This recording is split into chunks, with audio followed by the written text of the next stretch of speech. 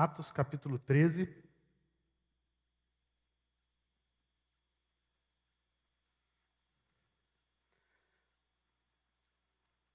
Atos capítulo 13, do versículo 1 até o versículo 13. Diz assim a palavra de Deus: Havia na igreja de Antioquia profetas e mestres: Barnabé, Simeão, por sobrenome Níger, Lúcio de Cirene, Manaém, Colasso de Herodes, o tetrarca, e Saulo. E servindo eles ao Senhor e jejuando, disse o Espírito Santo: Separai-me agora Barnabé e Saulo para a obra a que os tenho chamado. Então, jejuando e orando, e impondo sobre ele as mãos, os despediram. Enviados, pois, pelo Espírito Santo, desceram a Seleucia e dali navegaram para Chipre. Chegados a Salamina, anunciavam a palavra de Deus nas sinagogas judaicas. Tinham também João como auxiliar.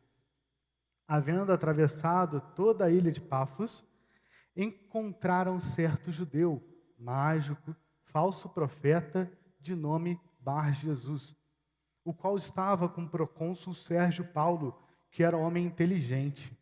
Este, tendo chamado Barnabé e Saulo, diligenciava para ouvir a palavra de Deus. Mas opunha-se-lhes Elimas, o mágico, porque assim se interpreta o seu nome, procurando afastar da fé o procônsul. Todavia, Saulo, também chamado Paulo, cheio do Espírito Santo, fixando nele os olhos, disse: Ó filho do diabo, cheio de todo engano e de toda malícia, inimigo de toda justiça, não cessarás de perverter os retos caminhos do Senhor? Pois agora, eis aí está sobre ti a mão do Senhor, e ficarás cego, não vendo o sol por algum tempo. No mesmo instante, caiu sobre ele névoa e escuridade, e andando à roda, procurava quem o guiasse pela mão. Então, o procônsul, vendo o que sucedera, creu maravilhado com a doutrina do Senhor. E navegando de Pafos, Paulo e seus companheiros dirigiram-se a Perge da Panfilha. João, porém, apartando-se deles, voltou para Jerusalém. Deus, muito obrigado, Pai. Muito obrigado pela oportunidade de estarmos aqui compartilhando a Tua palavra, de podermos estar ouvindo da Tua palavra, Deus. Que nesse momento não seja mais eu, Felipe, que esteja falando, mas sim o Teu Espírito Santo, Deus. Que o Senhor também esteja tocando cada um dos meus irmãos que estão aqui presentes ouvindo, aqueles que estão ouvindo pela internet. Que o Senhor esteja, Pai, abrindo o coração deles, para que eles possam estar recebendo essa palavra, em nome de Cristo Jesus. Amém. Bom, eu acho que a maioria das pessoas aqui está tão familiarizadas com a história de Paulo. Paulo, para mim, é um dos maiores personagens bíblicos. Eu tenho assim, uma simpatia muito grande. Quem me conhece sabe que, vez ou outra, eu cito versículos que Paulo escreveu, gosto muito da história dele. E essa história não é diferente. Paulo aqui, ele está partindo da sua primeira viagem missionária. Tanto é que o texto ainda chama ele de Saulo, né? O nome grego dele. Né? Depois ele vai ser passado a ser chamado de Paulo, que era o nome romano. E eles saindo da igreja de Antioquia, uma igreja nova que estava surgindo ali perto de Israel, né? Estava começando a se dividir. E Paulo e Barnabé estão ali trabalhando naquela igreja. E num determinado momento, eles entendem, né? Eles recebem uma declaração do Espírito Santo, pedindo para que essa igreja separasse Paulo e Barnabé e os enviasse para a missão especial. E assim começa a primeira viagem missionária de Paulo.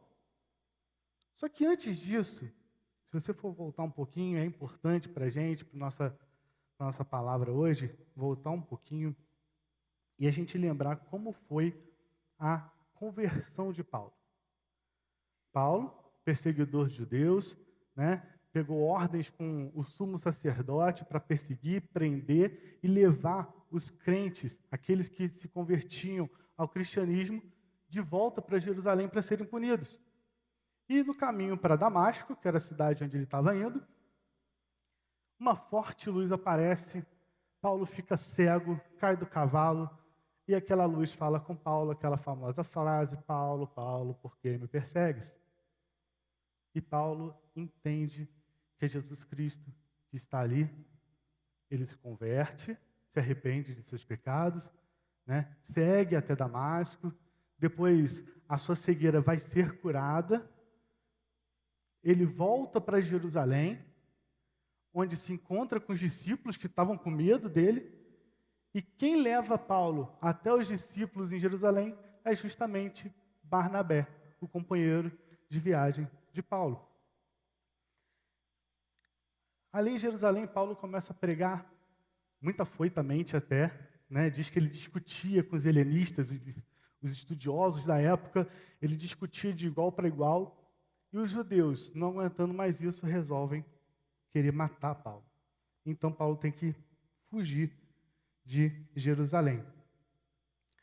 É importante que, quando eles vão para Antioquia e começam a trabalhar naquela igreja até o momento que eles são direcionados para a primeira viagem missionária. E é muito importante que eles são sempre guiados pelo Espírito Santo, né? Debaixo de jejum e oração. E a gente, em nossa caminhada também, às vezes, a gente caminhando na nossa vida cristã, a gente encontra alguns apoios durante essa caminhada, né, que é o exemplo de Barnabé, a igreja de Antioquia. Barnabé ajuda Paulo, né, como eu disse atrás, quando ele chegou em Damasco, quando ele chegou em Jerusalém, Barnabé apoia ele, leva ele até os presbíteros, mostra que ele realmente se converteu. A igreja de Antioquia separa eles dois, escutando o Espírito Santo, separa esses dois, os envia em viagem missionária, ajuda, banca, impõe a mão sobre eles, derrama o poder do Espírito Santo sobre eles, para que eles possam seguir essa viagem missionária. Mas a gente também encontra alguns obstáculos. Por exemplo, se você for olhar no texto, o exemplo de Elimas, que era um mágico que eles encontraram. O nome dele era Bar-Jesus, significava filho de Josué. Se você pensar na Bíblia, Josué, quem era? O sucessor de Moisés. Ele era considerado um filho de Josué, ou seja, o filho de um libertador, o filho do homem que ajudou o povo a reconquistar a terra prometida. E aqui a gente vai ver esse tipo de obstáculo. A gente também encontra alguns Elimas nos caminhos da nossa vida.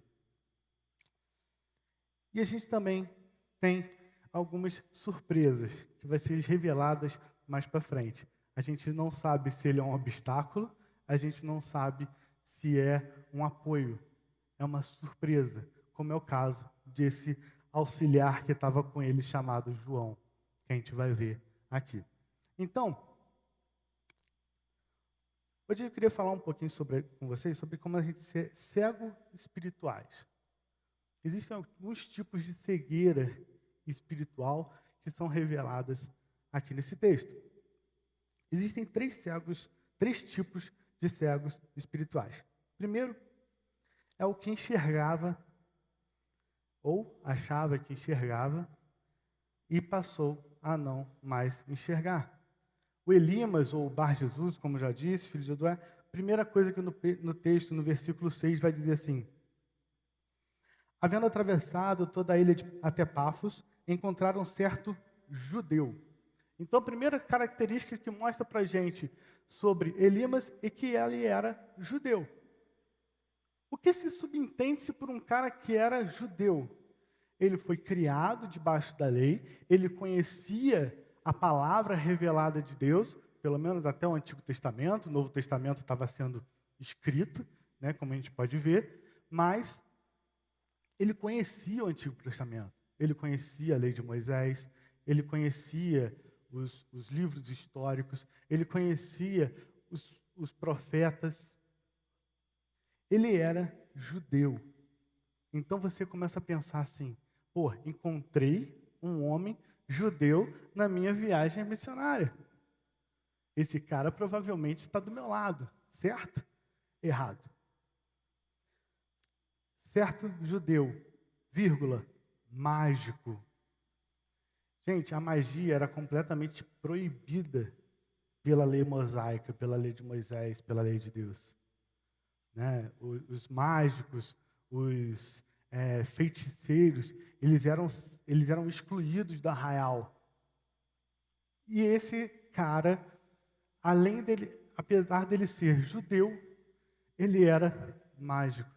Ou seja, ele usava de ilusão para lidar com as pessoas. E com certeza ele sabia que isso era errado. Se ele foi criado debaixo da lei, ele sabia que isso era errado. Mas continuava fazendo. E isso causava alguma coisa muito boa para ele, porque ele era achegado do governador daquele local. E o terceiro característica que o texto nos dá sobre Elimas é que ele era um falso profeta. Querido, se existe uma pessoa que conhece a palavra e ele continua praticando as coisas erradas, ele é um falso profeta. Você tem que tratar esse cara como um obstáculo na sua vida. Você não pode simplesmente parar de frente para esse obstáculo e recuar, porque você sabe o quanto aquilo pode ser ruim para a sua vida. Se essa pessoa conhece, mas faz o que é errado, conhece a teoria, mas faz o errado na prática, desvie desse obstáculo na sua caminhada. Quem pode te direcionar isso é o Espírito Santo. E ele ficava usando, provavelmente, os seus conhecimentos que eu disse sobre a lei e tudo mais, e aplicando suas técnicas de ilusão para poder convencer aqueles seguidores que estavam ali. Aqueles seguidores ficavam sem saber o que fazer. Ele atrapalhava. E por atrapalhar a verdadeira palavra, ele passou a não enxergar mais. Lá no versículo 8, Paulo vai falar assim, versículo 8 não, desculpa, versículo 10, né? Paulo vai declarar a ele, ó filho do diabo, cheio de todo engano e de toda malícia, inimigo de toda justiça, não cessarás de perverter os retos caminhos do Senhor? Ele chama a atenção desse homem. Ele fala, você enxerga, ou acha que enxerga. Você conhece a palavra, mas acha que conhece essa palavra. Você, na verdade, não conhece. Você, na verdade, está cego. Você, na verdade, não sabe para onde você está indo, não sabe qual é o caminho. E o pior ainda, você está atrapalhando o caminho daqueles que estão querendo seguir o caminho verdadeiro que é Jesus Cristo. E por esse motivo, Paulo, então, declara, pois agora, eis aí sobre ti a mão do Senhor, e ficarás cego, não vendo o sol por algum tempo. Isso lembra um pouco a própria história de Paulo, conforme eu digo para vocês. Paulo, ele enxergava, ou pelo menos achava que enxergava, porque ele era judeu, foi criado, né, aos pés de Gamaliel, um dos maiores rabinos da época. Ele conhecia a palavra, então ele achava que enxergava, começou a perseguir os cristãos, porque achava que os cristãos estavam errados, então ele começou a atrapalhar essa questão, e Paulo ficou o quê? Cego. Ficou cego até o momento que se arrependeu, que entregou sua vida para Jesus. E a partir desse momento o Espírito Santo então abriu os olhos dele novamente, e aí realmente ele passou a enxergar com clareza. Eu nunca usei óculos, mas eu acho que essa é a sensação de algumas pessoas que usam óculos e estão sem ele, quando colocam, uau, agora eu estou enxergando. Agora eu estou vendo o caminho que eu devo seguir. Agora eu estou vendo o que eu preciso fazer. Esse é o primeiro tipo de cego espiritual. Aquele que enxergava, ou achava que enxergava, e passou a ficar cego. Só que, se esse cego se arrepende, ele volta a enxergar novamente. Assim como Paulo, e o texto não fala, mas em Elimas, quando Paulo fala, existe uma palavrinha. Você ficará cego, não vendo o sol por algum tempo. Então, parece que depois ele vai se cegar novamente, como Paulo. O segundo tipo, ou o segundo exemplo de cego espiritual, é o que era cego e passou a ver. Quem é essa pessoa que era cego e passou a ver? O governador, Sérgio Paulo. Né? Você não vai escutar esse nome nunca mais na sua vida na Bíblia. Sérgio Paulo era um governador, um homem, segundo a Bíblia, inteligente, ou seja, era um homem que sabia das coisas. Hoje, na nossa vida cotidiana, se você encontra uma pessoa muito inteligente e você começa a falar da palavra de Deus para ela, ela vai falar assim, pô, eu sou inteligente, cara. Vai querer botar Deus agora? Vai querer falar que você acredita em Jesus? Achei que você fosse inteligente. Mas esse cara era inteligente. E outra coisa, uma característica muito importante, ele diz assim lá no versículo 7, que era homem inteligente, este tendo chamado Barnabé e Saulo, diligenciava para ouvir a palavra de Deus. Diligenciava significa batalhava com zelo, ele era zeloso. Então ele chama aqueles dois homens que pregavam, que ele não sabia quem era, que simplesmente começaram a falar desse Jesus, que provavelmente esse homem nunca tinha ouvido falar quem era, e ele se atenta aqui, ele fala assim, peraí, chama esses dois homens que estão falando aí. Esses caras estão causando alvoroço aqui. Chama eles aqui. Deixa eu falar com eles. Deixa eu conversar com eles. E ele traz isso com zelo. Provavelmente ele ofereceu comida, ofereceu água, ofereceu teto para que eles ficassem e conversassem com ele. E o Elimas, que é o obstáculo, começa a atrapalhar. Mas não é bem assim. Não, essa mágica aí que eles falaram que Jesus curou não sei quem, não, isso aí eu também consigo fazer com a minha mágica aqui, ó. Eu consigo fazer uma ilusão. Só que essa pessoa, Elimas, foi punido com a cegueira. Mas esse homem, ele foi agraciado com a visão. Ó, vai dizer assim ali no versículo 11. Não, desculpa, no 12. Então, o procônsul, vendo o que sucedera, creu maravilhado com a doutrina do Senhor. Então, esse homem, ele viu o que aconteceu. Ele passou a enxergar. Peraí. Esse homem que estava comigo, que se dizia mágico, acabou de ficar cego pelo poder desse Deus, desse Jesus que essas pessoas estão falando. Isso foi o gatilho que o Espírito Santo usou para quê?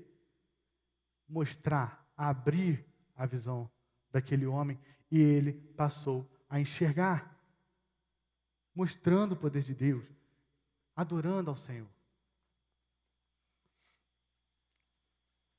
Essa pessoa que era cega e passou a enxergar, é muito parecido com as pessoas que se convertem, né? Esse é o tipo da pessoa. Ela estava completamente cega, né? Não sei quem viu, tem um tempinho isso já, aquele humorista, o Fábio Porchat, apesar de eu achar ele inteligentíssimo, e até gosto de algumas piadas dele, mas ele foi meio... Na verdade, ele foi até correto no comentário que ele fez. Ele falou que quanto mais ele lê a Bíblia, mais ateu ele fica. E até o Augusto Nicodemos respondeu e falou assim, não, você está certo. Não está errado, não. Agora, quanto mais eu leio a Bíblia, mais crente eu fico. Mais cristão me torno. Por quê? A palavra de Deus, ela serve para isso. Quem não acredita, quem não é iluminada pelo Espírito Santo, ela começa a ler isso aqui e não adianta, ela pode ler 10, 20, 30, 100 vezes a Bíblia inteira, de capa a capa. Ela não vai entender. Aquilo não vai fazer o menor sentido para ela. Vão ser histórias aleatórias de pessoas. Mas para aquele que é iluminado pelo Espírito Santo, quando ele começa a ler a Bíblia, ele vai sendo revelado nas mínimas coisas. Uma coisinha que você lê nesse texto hoje. Eu mesmo, esse mesmo texto, eu adoro esse texto. Motivo que eu vou falar um pouquinho mais à frente. Mas esse texto, quanto mais eu olho ele, mais coisas vão saltando. Você começa a ler, lê uma terceira vez, lê uma quinta vez, lê uma 10ª vez, lê uma 20ª vez. Cada vez o Espírito Santo vai falar alguma coisa diferente no seu coração. E aí a gente tem o terceiro tipo de cego, que é aquele que enxerga, mas no meio da confusão ele fica com a sua vista meio embaçada. Ele perde um pouquinho o foco. Esse é João, o auxiliar.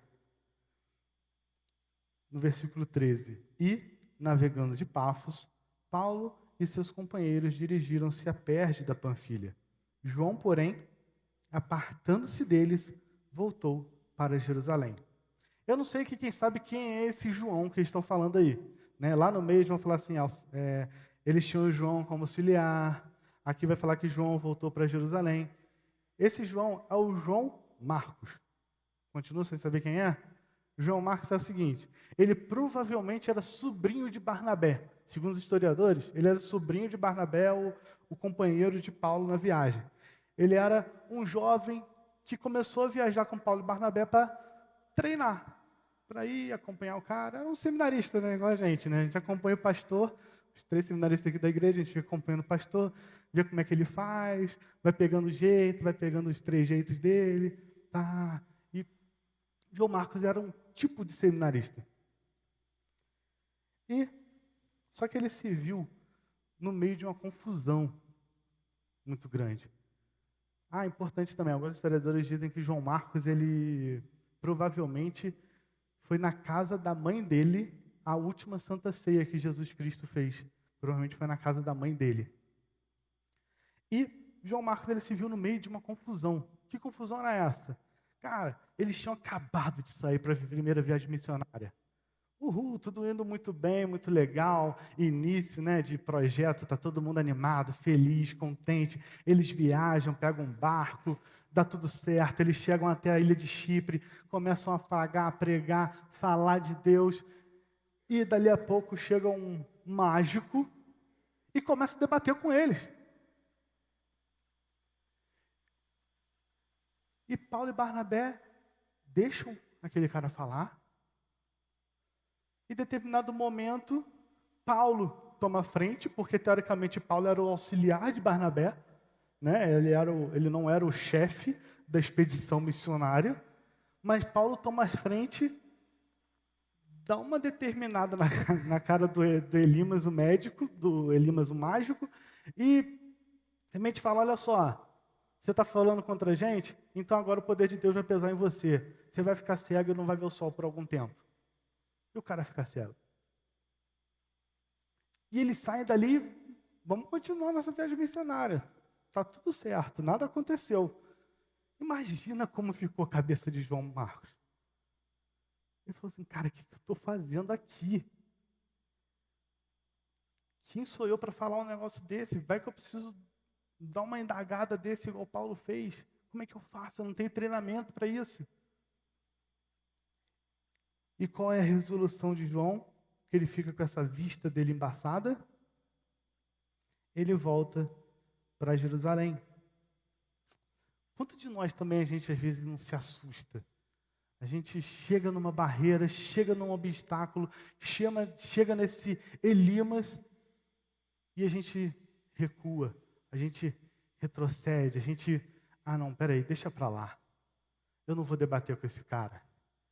Eu não tenho capacidade de argumentar. Ele volta para Jerusalém. Só que por que a vista dele fica embaçada e não ele fica cego? Porque João Marcos ele não perde a fé dele. João Marcos, ele volta para Jerusalém e ele fica lá com os discípulos, ajudando na igreja de Jerusalém. Inclusive, se você fosse andando um pouquinho mais no livro de Atos, folheando mais para frente alguns capítulos, vai ter o concílio de Jerusalém, quando Paulo e Barnabé eles regressam da viagem missionária deles e precisam se encontrar com os discípulos de Jerusalém para debater sobre alguns assuntos. E quando eles chegam lá, dão de cara com João Marcos. E quando eles saem de lá e vão para a segunda viagem missionária, o Barnabé, que segundo a musiquinha popular, homem bom e piedoso, cheio de temor e fé, homem de Deus, ele fala assim: Paulo, a gente precisa levar alguém para treinar junto com a gente. Paulo, realmente, vamos levar alguém. Quem que você acha? Vamos levar João Marcos. Paulo fala assim: não, eu não vou levar esse cara. Esse cara já desistiu da gente uma vez, como é que eu vou levar esse cara de novo? E ele não leva, inclusive João Marcos é o motivo da briga entre Paulo e Barnabé. Ele separa essa equipe. Ele faz essa equipe brigar. Então Barnabé pega João Marcos e vai para um lado, Paulo pega Silas e vai para o outro, e cada um vai seguir seu rumo. Só que João Marcos nunca perdeu essa fé. Que mesmo com a vista embaçada, ele vai, aprende, fica aos pés de Barnabé, depois ele fica aos pés de Pedro. E por que a gente sabe que ele fica aos pés de Pedro? Porque o homem que escreveu o Evangelho segundo Marcos é João Marcos. É esse cara que fugiu, que se acovardou, que a vista dele ficou embaçada. Então ele é um cara que escreveu sobre toda a história de Jesus, né, narrada provavelmente por Pedro. E mais bonito ainda na história de João Marcos. Lá em 2 Timóteo, quando Paulo, no final da sua vida, né, já preso em Roma, manda uma carta para Timóteo, a última carta que ele manda para Timóteo, ele escreve assim para Timóteo: Timóteo, eu quero que você venha me encontrar e traz junto comigo João Marcos. Encontra João Marcos e traz ele para mim, porque ele me é útil para o ministério. Então, gente, a nossa vida espiritual, ela se compara muito a esse texto. Esse texto tem falado comigo hoje, o dia inteiro, desde eu não sabia que pregaria hoje à noite. Hoje de manhã eu estava fazendo a minha devocional, eu li esse texto, e na hora que eu bati o olho no texto, eu falei assim: pô, isso aqui dá uma pregação, hein? Aí deixa lá, stand-by. Vim para a igreja, né, a gente fez escola dominical, teve a classe com os adolescentes, inclusive está muito legal, muito abençoadora. Depois a gente teve escola dominical aqui, transmitida, né, a nossa roda de conversa. E fui para casa, almocei, e o pastor daqui a pouco me liga: Felipe, você pode pregar hoje? Eu falei assim: posso. Sem nem... Posso, dá um jeito, tem que pregar, ué, né? Tem que dar um jeito. E aí, quando eu parei, eu falei assim: é aquele texto de manhã. Então, a nossa vida espiritual, ela se compara muito a esse texto. A gente pode ser esses 3 tipos de cego. Se você enxergava, e aí passou a não enxergar mais, ou você enxergava e achava que enxergava, e na verdade você não estava enxergando nada. E ficou cego, se viu cego, e agora atrapalha a verdade que vem de Deus. Você tem que refletir. Você tem que fazer igual Paulo no caminho para Damasco. Reconhecer. Mesmo cego, você consegue reconhecer que Jesus é o Senhor da sua vida. Que Jesus é o caminho que você tem que seguir. Então, querido, se você é essa pessoa que achava que enxergava: eu fui criado na igreja, mas agora eu saí da igreja, não sigo mais o caminho.